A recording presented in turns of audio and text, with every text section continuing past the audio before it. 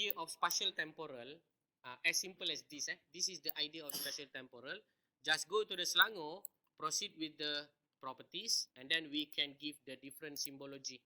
In this case, I'm going to use the categorize, for example, and I'm going to categorize it based on the week 1. And then I can do some apply lah. Sorry, saya kena bagi classify ni dulu. And then I'm going to click apply. So I got already the symbology with regard to the value and so on. So I got this one, how many value and so on for week 1. And then for the week 2, I also can do the same thing. I can filter it accordingly. And then for the week 3 and so on, I can filter it accordingly. Okay, ini adalah kaedah yang dipanggil sebagai simbologi. So kita tahulah week mana yang paling concentrated with the cases. And also which areas. Tapi tak berapa comel. Sebab tak nampak kan? Sebab nampak besar sangat polygon tu. We want to specify and we want to zoom in a little bit here and there with our data. Therefore, we need to use the grid function. So the grid function is very simple. But before that, let me make it as default. Which is I'm not going to use any symbol except for the single symbol like this.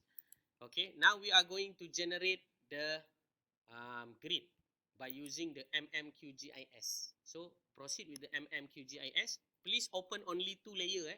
The first one is Selangor Case District, consists of the following data, namely as name, state name, ID, bilangan case as overall, week 1 until week 7, followed by the another one which is your satellite image, just to give you some flavor. Otherwise, you want to make it as blank clear like this also can, no problem, no problem. But don't tell me lah that your map are so dull. It's okay. Next is going to the QGIS, followed by the create and then create grid layer. Okay, QGIS followed by the create, missing the apa nama ni tadi, grid, create grid layer. So go for the geometry type as rectangles, followed by this spacing. I'm going to use 0.001, and then the project units are going to be identified as degree. Saya pakai degree 0.01, and then this one also same 0.01. If I'm not mistaken, is approximately 100 meter lah kan. Current extend window ni you change into the layer extend. So layer extend you ni adalah Selangor Case District. So dia tak akan buat penuh lah, penuh muka ni. Kalau kata current window, means that the whole things that you see it on your screen. But when you say layer extend, it means that only the selected layer behind it. Yes, the polygon generation of the polygon are going to be encompassed on that area only. And then the output name, don't forget to give the output name. In this case, I'm going to relocate my file inside my specific folder, which is the added 3 map. I'm going to name it as grid lah. Grid Selangor. Grid Selangor. Okay, grid Selangor. Grid Selangor tak sedap. Grid District A. Grid Selangor lah. Grid Selangor.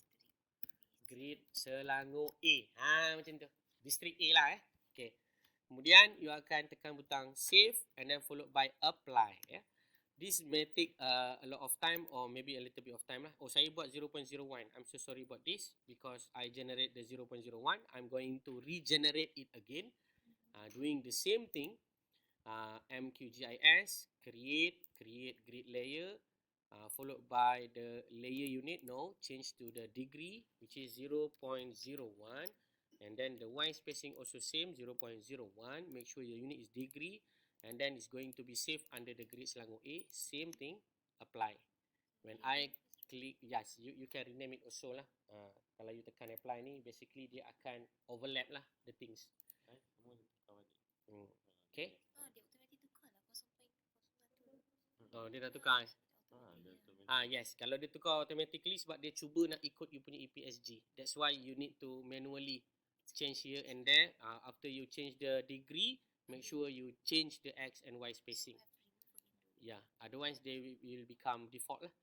Okay, so now it's already done. If you go and see inside the folder, I got the grid Selangor here lah.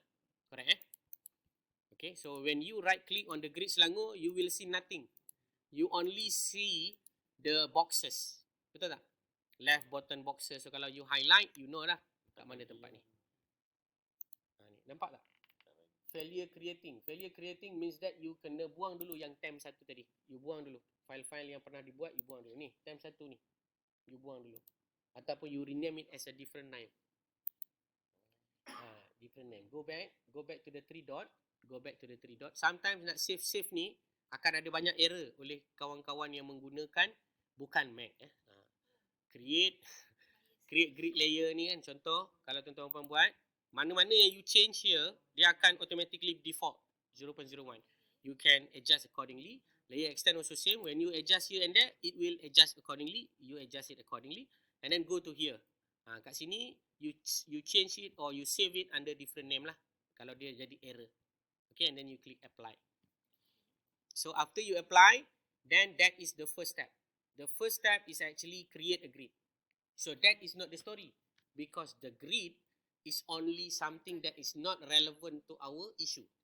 But what we want is actually the Selangor is become grid. Correct or not? Now we need to marry them. We need to combine them. How to combine them? We need to use the vector analysis. So go to the vector analysis, followed by geoprocessing tool, followed by what we call it as intersection. Intersection means that dia bertembung, bertindan. You boleh pergi kepada intersection. Okay, done already? Okay, click the intersection, followed by the placement of these two things. The input layer will be Selangor case. The overlay layer will be the grid Selangor.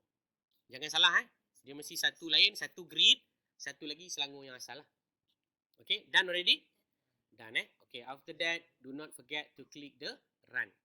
When you click the run, automatically you are going to see one shapefile is generated for you, name as what? Name as nothing lah. Dia jadi temporary shapefile saja.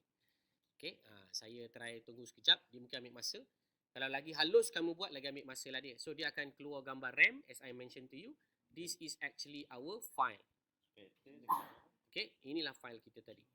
So when you go to the open attributes, what you will see something beautiful like this. Nampak? Dia dah bagi dah according to the specific location. Tapi nampak tak? W1 dia 268. Adakah betul? Jawapan dia salah. Dia tak ikut kepada kita punya point tu. Yang itu kita kena buat kemudian. Kejap lagi kita buat. So dah siap intersection. What we need to do, we need to export it and then we save it somewhere. Remember to save it as name of X-ray shapefile followed by your file name. Tulislah dekat situ Selangor Grid A. Selangor Grid A ni ataupun you save atas nama yang sama asal tadi pun tak apa. Grid Selangor A pun boleh. You replace je and override accordingly. So saya override je lah sebab saya tak nak buang masa. Saya override. And then I'm going to hasilkan all this thing. Okay. Dah habis step dia. Tapi step dia ni adalah tidak betul. Saya ulang, tidak betul sebab apa? Because dia ada W1 sampai W berapa? 7. Which is in this case is not true lah. Sebab W1 sampai W7 ni takkan 268 W1, betul tak? Jadi it's not represent the real thing. Therefore, we are going to remove those information later on. Okay, so I'm going to share with you the grid Selangor A ni in a quick manner. Kejap lagi saya ubah. But I just want to give you an idea. Kalau kamu ada data yang kamu nak buang secara cepat dan senang dan tanpa memeningkan kepala, the best thing to manipulate the data also are using the geoda. Okay, ni saya tunjuk macam mana. Contoh sekarang ni, grid Selangor ni tadi saya dah bagi tahu kan. There are some issues with regard to it, which is kita ada apa ni tadi? Kita ada masalah dekat perkataan tu kan. So I'm going to insert the shapefile. So dia akan masuk. Dia akan masuk ni as a grid tau. Dia akan masuk as a grid. A very tiny grid. Nampak? Halus je. So next step is go to this one. And then you can delete whatever that you want. You can right click. And then you can delete. You can do whatever that you want. So saya lebih suka menggunakan geoda untuk buat manipulation ni. Supaya ianya lebih tuntas. Satu kali jalan. Delete. Lepas tu saya boleh tekan survey, dia akan save terus shapefile saya. Okay, that is the idea. How you want to make it as fast as possible. Okay, same also, contoh lepas ni, you all want to make macam ni kan, dia bagi koordinat dalam 6 tempat perpuluhan. You want to change it into a certain decimal places, otherwise it's being annoying to your eye. And then go there and then go to the edit variable properties. You can edit it straight away. Macam ni kan, decimal places dia dah letak dah 15. You can change it.